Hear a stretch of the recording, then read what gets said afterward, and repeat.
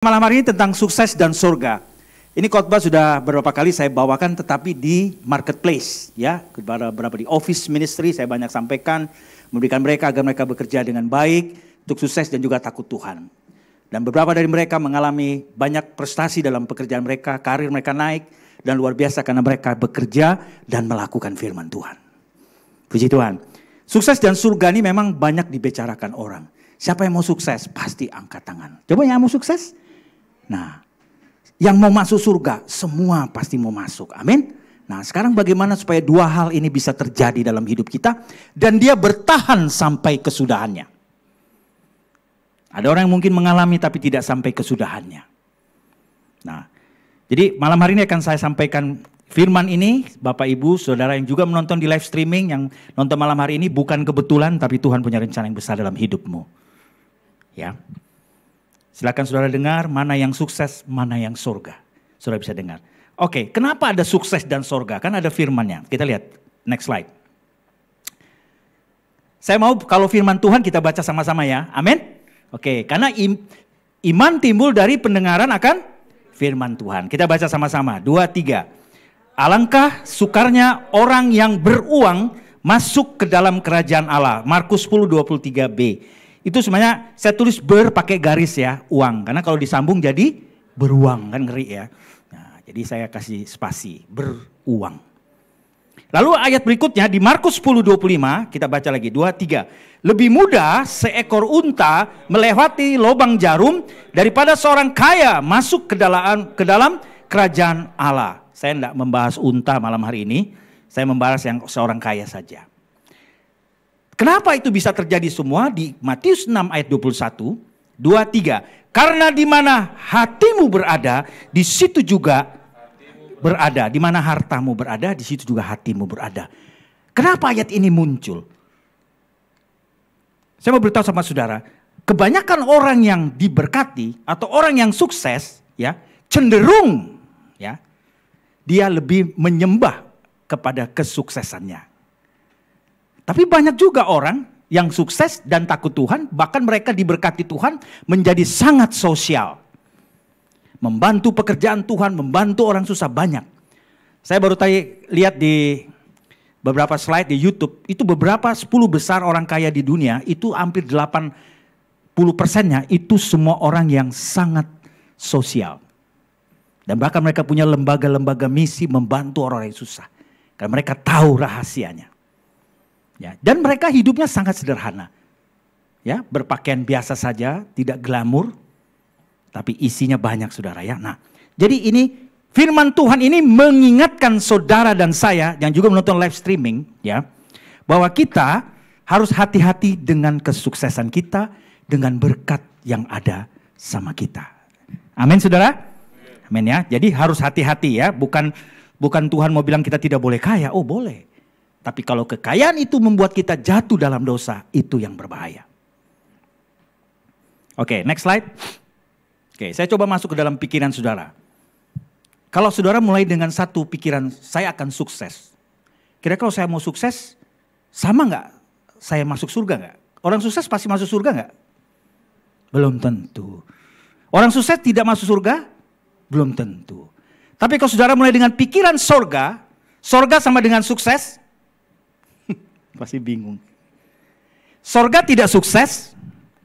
Nah, ada orang memulai pikiran dalam hidup, penting saya sukses dulu deh, gampang itu urusan surga, entar aja. Iya kalau sampai umurnya. Atau saya surga aja, pokoknya urusannya berdoa juga. Tidak salah saudara.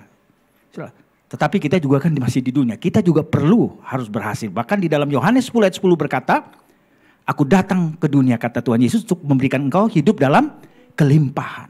Tuhan akan memberkati kita. Tapi kita akan lihat ya, dia punya ini. Baik, ada beberapa hal yang harus kita perhatikan. Next slide. Bagaimana caranya mencapai puncak? Semua ingin ke puncak? Bukan puncak itu ya, tempat kita wisata, bukan. Tapi mencapai puncak dalam karir saudara. Pasti semua mau ya? Ya, nanti satu kali kalau ada kesempatan saya akan khotbahkan tentang mencapai potensi yang maksimal. dalam hidup kita. Setiap orang tuh dikasih Tuhan punya talenta, bagaimana melipat gandakan talenta dan mencapai the peak daripada talenta saudara. Oke, bagaimana mencapai punya? Semua orang pengen, wah pasti punya cita-cita bukan? Amin? Kita semua punya cita-cita, ya. Ya cita-citanya macam-macam, mungkin ingin bekerja, punya posisi yang lebih baik, karir yang lebih baik, lalu gaji yang banyak, ya, gaji yang besar, ya itu sesuatu yang wajar. Tidak salah. Semua juga pengen baik, semuanya pengen mencapai karir. Anda seorang pengusaha, Anda ingin mendapatkan proyek, pekerjaan yang banyak dengan untung yang banyak, is okay, no problem, bagus. Ya, semua ingin mencapai ada tujuan yang jauh lebih baik. Amin. Kita semua punya tujuan di tempat ini untuk pasti lebih baik dari hari ini, betul? Semua ingin lebih baik dari hari ini, ya. Saya mau besok lebih baik, besok lebih baik. Itu sesuatu yang luar biasa. Ya. Karena banyak orang juga yang, sudahlah, ya hari ini aja kalau saya bisa lewati puji Tuhan katanya. Nah, itu orang yang tidak punya optimisme dalam hidupnya. Dia sudah kalah belum berperang. Sebelum berperang sudah kalah. Ya. Firman Tuhan berkata kita adalah Raja Wali, naik terbang tinggi menembus badai dan gelombang. Semakin banyak badai, semakin tinggi terbangnya. Itu anak Tuhan. Beri tepuk tangan buat Tuhan Yesus. Begitu bos. Ini baru kena angin sepoi-sepoi sudah. Waduh kasihan deh. Puji Tuhan. Oke. Ini ada beberapa hal yang kita perhatikan yang sering terjadi. Saya paling tidak ada 3 saya catat. Oke, the next slide. Nah. Orang mau sukses harus perhatikan. Orang yang sukses tapi keluarganya berantakan sama dengan tidak sukses. Kenapa? Karena banyak yang terluka. Banyak yang tersakiti. Oleh sebab itu, keluarga itu saya sebut dengan VIP. Very important person. Ada suami yang berpikir, wah saya yang kerja cari uang. Kamu di rumah aja enggak, saya yang cari uang. Enggak boleh. Istri bilang, kamu jalan terus, saya di rumah jaga anak. Hanya merasa masing-masing saya yang paling utama. Tidak. Tetapi semua kita punya peran. Anak-anak juga punya peran. Amin. Semua punya peran. Perhatikan. Ya. Kita juga bisa nanti lihat beberapa ayat. Ya, nanti di rumah saya, jadi saya mengarah ke situ. Apa seorang bapak tugasnya, seorang suami apa, seorang istri apa, seorang anak apa. Ada di Alkitab semua.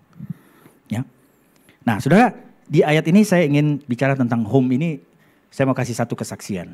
Waktu saya siapkan firman ini, saya ingat waktu saya masih SMA kelas 3. Itu tahun 80, kalau enggak 82, 83 deh. Jadi di sekolah itu, saya punya teman namanya Bimo. Jadi dia itu satu-satunya anak yang ke sekolah bawa mobil. Tahun itu ya. Udah orang hebat banget ya. Kita enggak ada yang bawa mobil ke sekolah. Dia satu-satunya anak yang paling kaya yang bawa mobil ke sekolah waktu SMA. Nah, tentu orang banyak deket ya. Kalau ada orang yang banyak duit deket ya kayak semut. Nah, di sekolah itu ya saya puji Tuhan ya lumayan lah saya punya nilai dan juga saya suka main musik. Nah, si Bimo ini, dia tuh ingin belajar. Dan juga ingin seneng nyanyi gitu loh. Jadi saya diajak ke rumahnya. Saya lupa juga rumahnya di mana ya waktu itu ya.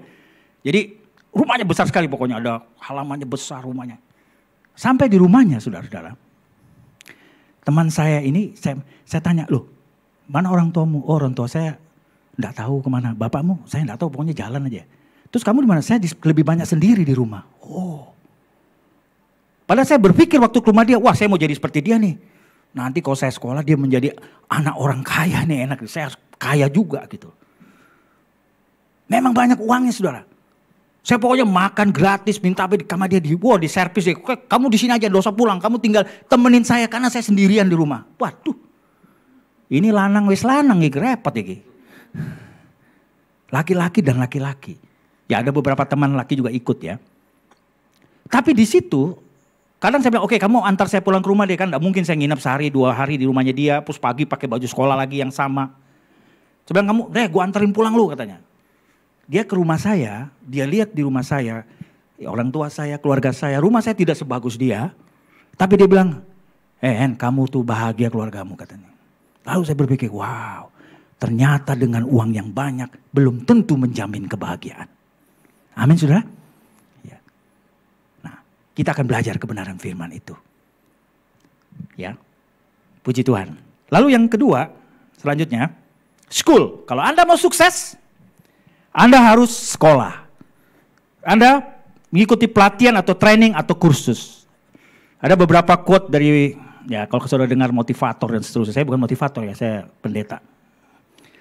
Jadi, sekolah adalah salah satu jalan tercepat menuju sukses. Salah satu jalannya. Kalau Anda terlahir dari keluarga yang konglomerat, punya harta semua, ya Anda tinggal terima saja. Tapi paling tidak yang bisa kita lakukan adalah bersekolah. Ya, puji Tuhan ya. Atau saudara ikut pelatihan, training, dan sebagainya, ikut kursus. Salah satu sukses. Kadang itu orang sekolah ya, kok kamu sekolah terus sih? Itu udah teman-temanmu udah pada kerja. Saudara, ada satu cerita di beberapa, ya memang tidak selalu ya, tetapi bisa dicontoh, ya silakan ya. Tapi saya harus beritahukan ini. Jadi dia sudah di posisi yang bagus dalam satu kantor, ada orang yang baru masuk, memang sekolahnya lebih tinggi, seolah-olah dia kayaknya jabatannya biasa, tetapi 3-5 tahun ke depan lewat. Ya, puji Tuhan. Itu mungkin bisa terjadi, bisa juga tidak terjadi. Kadang-kadang perlu keberhasilan dan keberuntungan. Nanti kita akan masuk ayat firman Tuhan. Lalu yang selanjutnya, kalau Anda ingin sukses juga harus memiliki komunitas. Ya, memiliki komunitas yang sehat, membangun network. Lalu apa? Bergereja, ada cell group, ada persekutuan doa, ada teman-teman yang dapat kita percaya, yang dapat kita bisa sharing, berbagi. Amin, saudara? Coba lihat kiri kanannya ini teman atau siapa ini? Teman saya? Halo guys. Saya baru dengar kemarin ada halo gengs, ngeri juga ya. Ya, is okay lah. Ya. Nah, komunitas tuh yang baik. Ada komunitas itu namanya IPDM. Ikatan Pencinta Dunia Malam. Itu sejenis kalong. Tahu? Paniki, kelelawar. Kalau sudah gelap, matahari sudah masuk gelap, dia terang matanya malah. Nanti kalau matahari mau terbit, dia yang tidur. Terbalik hidupnya. Jangan saudara, tapi punya persekutuan, punya teman-teman yang baik, punya teman-teman yang maju, kita pasti terikut maju. Beri tepuk tangan buat Tuhan Yesus. Haleluya. Ya. Alkitab berkata di dalam Amsal, semakin banyak nasihat, semakin, aduh baca deh cari sendiri, saya kasih tahu terus ya. Oke. Nah, selanjutnya next. Nah, oke kita lihat untuk sukses dan surga, kita lihat menurut di dalam Alkitab yang kita baca. Yang pertama, next. Oke. Yang pertama, baca firman Tuhan. Yosua 1 ayat 8, kita baca sama-sama. 2, 3.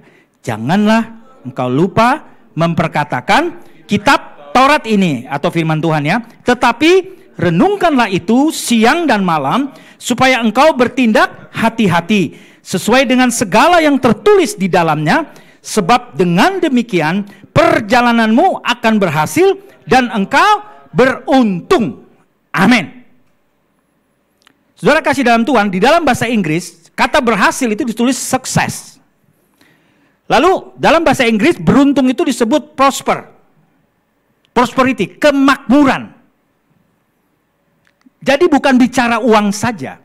Uang itu salah satu bagian dari sukses. Tetapi firman Tuhan berkata, kita bukan hanya uang saja, tetapi makmur. Makmur itu berarti bukan hanya dompetnya penuh, tapi juga sehat, hatinya baik, bersih, pikirannya bersih. Itu holistik, menyeluruh, makmur.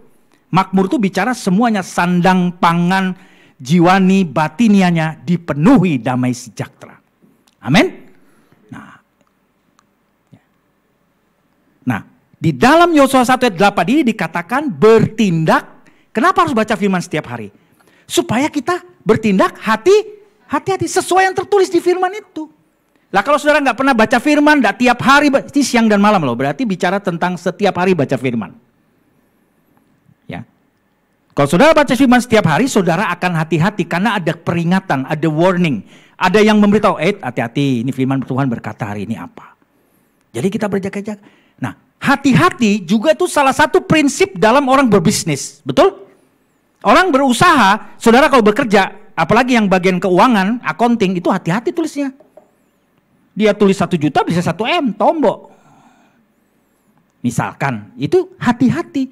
Mencatat atau mengerjakan sesuatu di komputer, kita harus hati-hati. Amin. Ya. Harus hati-hati. Jadi kata bertindak hati-hati ini sangat penting. Dengan membaca firman Tuhan. Para orang-orang yang sukses, orang yang berbisnis, saudara. Sekarang saya mau tanya sama saudara. Sebenarnya kalau ukuran sukses itu diukurnya bagaimana sih? Anda bisa tahu Anda sukses atau belum, atau orang lain itu sukses atau tidak. Bagaimana cara mengukurnya? Saya sih belum pernah ngadakan survei ya. Coba Anda tanya, ketemu dengan satu bapak, pengusaha punya ruko banyak. Pak, bapak kaya ya, diberkati, bapak sukses. Oh belum, itu ada tuh di sebelah saya lebih besar, dia punya hotel. Datangin yang punya hotel. Wih, bapak hebat ya, punya hotel, sudah kaya dong, sukses pak. Oh enggak, itu di sebelah saya punya stadion. Terus dia akan selalu mengatakan dia belum, karena dia merasa masih ada yang di atas dia. Perhatikan ya. Coba deh saudara, saya sudah banyak bertemu dengan beberapa orang. Selalu ngomongnya begitu, menurut kita dia sudah sukses. Makanya ukurannya apa sih? Sukses itu. Gitu kan? Ya. Duh, ada yang bisa jawab?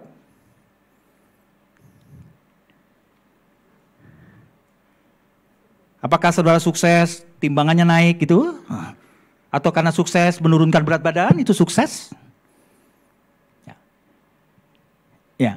Ingat ya, uang itu salah satu ukuran orang sukses. Hanya salah satu. Tetapi orang selalu mengukur dengan uang. Makanya Tuhan bilang tadi, jadi beruang. Nggak salah diberkati, tapi ingat waktu kita dipanggil Tuhan, uang nggak kita bawa. Tapi who are you? Siapa kamu? Itu yang penting. Ya. Kalau saudara baca di doa Bapa kami, berikanlah kami pada hari ini makanan kami yang secukupnya. Kenapa enggak sebanyak-banyaknya? Ya, mubazir katanya. Kata secukupnya, kalau kita bisa lihat pengertian yang lebih dalam lagi. Kalau saudara hari ini cukup, hari ini saudara cukup, bahkan bisa lebih, bisa datang ibadah, saudara bisa makan, bisa tidur enak, saudara sudah orang yang sukses. Kalau saudara punya lebih, itu berarti bonus dari Tuhan. Beri tepuk tangan buat Tuhan Yesus. Hari ini saudara dan saya sehat, kita bisa sukacita, itu kita orang sukses. Coba lihat kiri kanan, Anda sukses bilang. Sukses ya. Tapi jangan pikirannya duit ya. Anda sukses. Ya. Yang sedang kuliah, sukses dong. 2 tahun yang lalu Julius gak pernah berpikir mau bisa kuliah di Jakarta, betul gak? Tapi hari ini ada di Jakarta, berarti sukses dong. Dan akan datang kesuksesan yang berikutnya, akan datang kesuksesan yang berikutnya, akan datang kesuksesan, karena Tuhan kita Tuhan yang besar. Gitu. Kita akan naik terus di tangga itu, akan naik. Tuhan akan mengangkat kita. Ya, bertindak hati-hati. Puji Tuhan. Kita baca next slide. Ada beberapa ayat, ayo kita baca sama. 2-3. Firman Tuhan sangat dekat di dalam mulut dan hati. Ulangan 3:14. Perhatikan, jadi banyak baca firman saudara. Lalu terusnya 2-3. Firman Tuhan tidak kembali sia-sia, tetapi akan terlaksana dan berhasil. Yesaya 55 ayat 11. Coba saudara sedang menghadapi masalah, baru baca, ingat firman. Wah, firman Tuhan bilang, apa yang difirmankan Tuhan pasti akan terlaksana dan berhasil. Wow, semangat saudara. Lanjut saudara ya, berikutnya 2-3. Tuhan Yesus berkata, manusia hidup bukan dari roti saja, tetapi dari setiap firman yang keluar dari mulut Allah. Saya mau tanya dengan saudara, manusia diciptakan, alam semesta diciptakan dengan firman Tuhan, mana yang lebih duluan?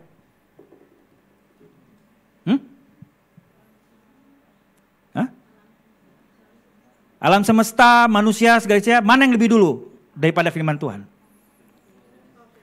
Pada mulanya adalah firman. Belum ada apa-apa saudara, masih kosong belompong dunia ini. Berarti firman Tuhan itu jauh lebih tinggi. Dengan diucapkan terjadi. Tapi kalau saudara pulang, jadi duit, nggak bisa. Bisa. Tapi sukses harus tadi apa tadi? Bekerja, sekolah, dan seterusnya. Ya, punya komunitas, punya network, ya. Puji Tuhan, ya. Memang waktu terbatas kalau saya mau jelaskan tentang bagaimana Anda mencapai karir, ya nanti di session yang lain ya. Ya. Jadi firman Tuhan jelas ya. Baca firman Tuhan setiap hari. Colek kiri kanan, baca firman Tuhan setiap hari. Ya. Yang nonton live streaming ya, baca firman. Saudara akan lihat apa yang saudara lakukan hari ini. 2 tahun, 5 tahun berikut saudara akan jadi orang yang berhasil.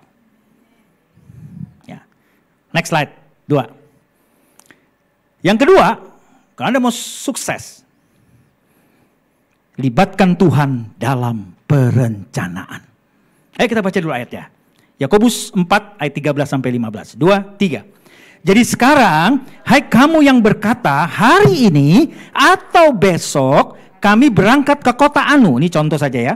Dan di sana kamu akan tinggal setahun dan berdagang serta mendapat cuan, mendapat untung. Sedang kamu tidak tahu apa yang akan terjadi besok.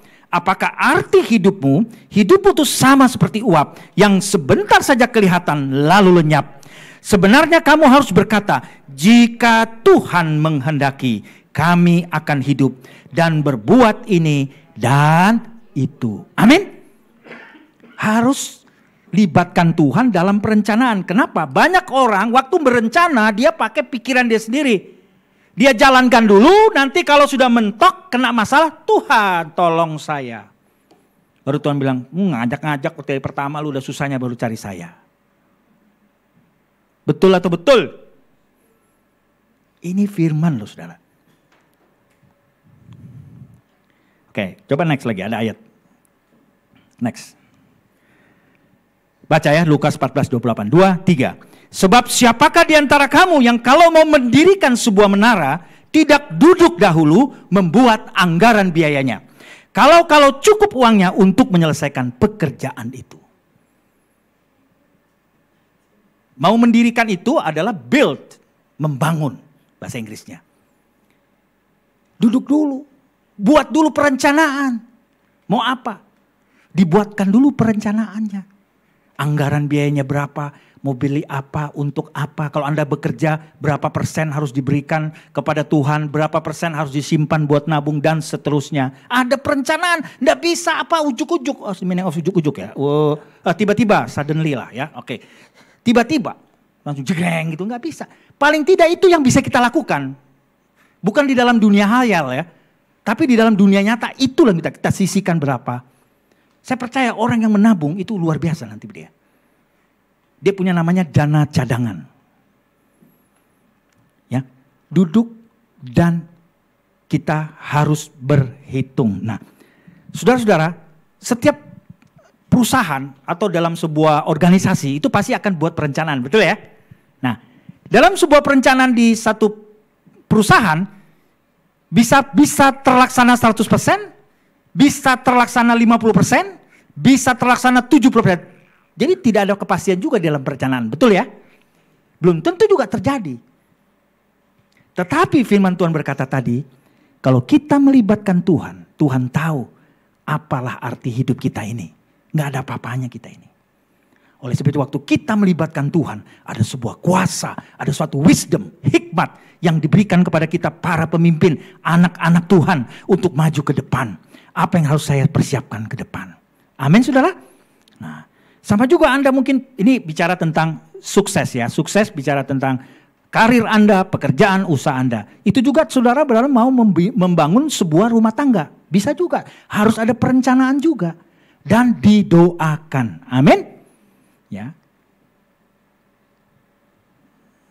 Nah, saudara kasih dalam Tuhan, kita harus berjaga-jaga pada waktu kita mau bekerja, pada waktu kita mau berusaha, kita harus berhati-hati, berhitung yang benar, sehingga dalam usaha itu kita mengurangi minimal atau tidak ada sama sekali akan terjadi masalah di kemudian hari. Ya, amin. Dikatakan tadi juga ada keberhasilan dan ada keberuntungan. Nah, puji Tuhan. Oke. Haleluya, puji Tuhan. Colek kiri kanannya, libatkan Tuhan dalam perencanaan. Ya, libatkan Tuhan. Ngomong aja boleh deh. Libatkan Tuhan dalam perencanaan. Apa yang mau saudara rencanakan di tahun 2020? Wah, saya kemarin ada baca satu artikel mengatakan tahun 2020 Indonesia mengalami krisis katanya. Waduh. 2018 kemarin dibilang 2019 krisis, tapi tidak terjadi. Karena ada anak-anak Tuhan yang berdoa bagi Indonesia. Beri tepuk tangan buat Tuhan Yesus. Mau dilamar, ramalan orang ya. Orang boleh meramal, begini masalah, ini akan terjadi begini. Kita punya Tuhan, amin. Ya, tidak usah takut saudara. Aman dalam lindungan Tuhan, amin. Puji Tuhan, ya. Oke, next slide. Yang ketiga. Yang terakhir kita baca. Jaga kekudusan. Ayo kita baca firman-Nya. 2, 3. Berusahalah hidup damai dengan jaga kekudusan. Sebab tanpa kekudusan tidak seorang pun akan melihat Tuhan.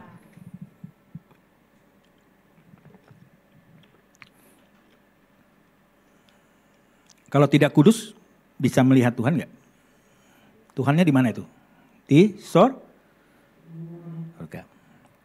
Oh, Tuhan ada di mana-mana katanya. Ya. Ini berbicara tentang satu kekudusan, tidak melihat Tuhan, Anda tidak bisa bersama dengan Tuhan. Ya. Ini jelas ayat ini. Tanpa kekudusan. Ya. Tanpa kekudusan. Kita tidak dapat, atau seorang pun tidak dapat melihat Tuhan. Ya. Ini penting saudara ya, tentang kekudusan. Oke, kita baca lagi, ada next slide. Ya, 2 Korintus 7 ayat 1. 2, 3. Saudara-saudaraku yang kekasih, karena kita sekarang memiliki janji-janji itu, marilah kita menyucikan diri kita dari semua pencemaran jasmani dan rohani. Dan dengan demikian menyempurnakan kekudusan kita dalam takut akan Tuhan. Amin. Jadi kekudusan itu bicara Anda takut Tuhan. Ya. Amin saudara. Kalau yang berumah tangga, hati-hati. Waktu susah-susah sama istri, masa muda. Begitu sudah diberkati sama istri muda. Itu ayatnya dibolak-balik. Berbahagia dengan istri masa mudamu. Maaf saudara. Ya. Sudah banyak doi, sudah baru. Nah, jangan saudara. Apapun yang terjadi, siapapun yang akan macam-macam sama kita, kita tetap bersama keluarga kita. Beri tepuk tangan buat Tuhan Yesus. Amin. Tidak ada yang bisa menggantikan keluarga kita. Oke, mungkin saudara punya masalah. Tetapi jangan menyelesaikan masalah dengan menambah masalah. Banyak orang menyelesaikan masalah, dia bikin masalah dan tidak selesai-selesai. Sudah, kalau satu saja cukup, ya sudah, diterima saja. Itu memang mungkin ada kesalahan, ya sudah gak apa-apa. Jangan ditambah lagi. Ada pengampunan, ada pengasihan, ya ada. Tetapi ada juga akibat dosa kita harus tanggung, ada. Tapi is okay, gak apa-apa. Ya. Nah, nanti hari Minggu saya akan bicara tentang manusia itu punya gengsi, punya minta dihargai dan seterusnya. Nah, dia harus rendah hati. Itu akan dapat berkat Tuhan yang besar dalam hidupnya. Besar, yang tidak pernah dipikir, dilihat, didengar, timbul dalam hati. Tuhan sediakan bagi saudara dan saya. Terjadi. Nah, Bapak Ibu Saudara kasih dalam Tuhan. Jadi, kita ini memiliki janji dalam hidup kita. Betul ya? Nah, yang menyucikan diri kita dari segala pencemaran dari jasmani maupun rohani ya. Dan dengan demikian menyempurnakan. Jadi kekudusan itu akan disempurnakan melalui hidup kita. Ketika kita diampuni dosa kita dipulihkan oleh Tuhan, kita harus terus berjaga-jaga. Jangan sampai hidup kita tercemar, berjaga-jaga. Ya. Dalam takut akan Tuhan. Kalau saudara aneh-aneh, mungkin istri saudara tidak tahu, suami saudara tidak tahu, orang tua tidak tahu, anak-anak, tapi Tuhan tahu. Betul ya? Saudara mau sembunyi di mana, mau lari kemana, Tuhan tahu. Jangan lari dari masalah. Hadapi masalah dan selesaikan secepatnya. Karena nanti akan datang masalah lagi. Jangan simpan masalah. Jangan simpan dendam. Amin. Tapi simpan duit itu bagus. Buat tabungan masa depan. Nah, kita harus begitu saudara ya. Puji Tuhan. Oke, ada beberapa ayat kita akan lihat. Next slide. Ya. Janji-janji Tuhan, baca 2-3. Tuhan memberikan kepadamu kekuatan untuk memperoleh kekayaan. Wow. Bro, sister, Tuhan memberi kekuatan memperoleh kekayaan. Yeah. Amin. Kuat gitu, puji Tuhan. Artinya apa? Waktu menerima berkat Tuhan tidak jatuh dalam dosa. Betul? Dulu enggak pengen kemana-mana, di rumah aja gini-gini. Begitu dapat duit, wih gue mau ke sana, gue mau ke sana, gue mau ke sana. Nah, ya, tapi kita bisa diberi kekuatan tidak jatuh dalam dosa. Ya, puji Tuhan. Berikutnya, 2-3. Sebab barang siapa menuruti seluruh hukum itu atau firman Tuhan, tetapi mengabaikan satu bagian daripadanya, ia bersalah terhadap seluruhnya. Jadi jangan sudah merasa, wah saya sudah rajin ke gereja nih, biarin aja tuh. Saya dendam saya tetap jalan, enggak apa-apa, saya gereja aja terus. Oh, nggak bisa. Tidak boleh dendam juga. Kadang orang suka begitu kan, cari yang enaknya aja. Oh, saya bisanya ini, biarin aja. Oh, nggak bisa. Firman Tuhan berkata, lakukan semuanya. Ingat itu saudara. Itu juga kita perlu belajar dan berlatih. Tidak mudah, tapi ini firman kita harus bisa. Ya. Melakukan yang satu, jangan mengabaikan yang lain. Ya. Puji Tuhan. Ya. Lanjut yang bawahnya 2-3. Setiap orang yang kepadanya banyak diberi, ini perhatikan, daripadanya akan banyak dituntut. Dan kepada siapa yang banyak dipercayakan, daripadanya akan lebih banyak lagi dituntut. Wow. Saudara mau diberkati Tuhan? Amin. Nah, tapi siap ini ya, dituntut ya. Tuh, iya dong. Bukan dituntut hal yang negatif, saudara. Perhatikan. Yang dituntut Tuhan adalah kita melakukan kebenaran firman Tuhan. Berat gak? Ringan gak? Ini gak jelas ini orang ini. Dibilang berat gak dijawab, dibilang ringan gak dijawab. Jawabannya atau. Mau atau tidak? Atau. Memang banyak hari-hari ini itu atau.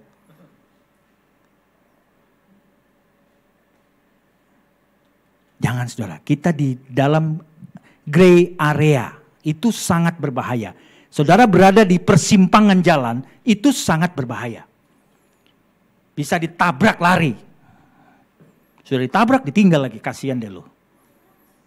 Jadi kita kalau tahu kebenaran, baca firman setiap hari, kita pasti tahu kebenarannya apa.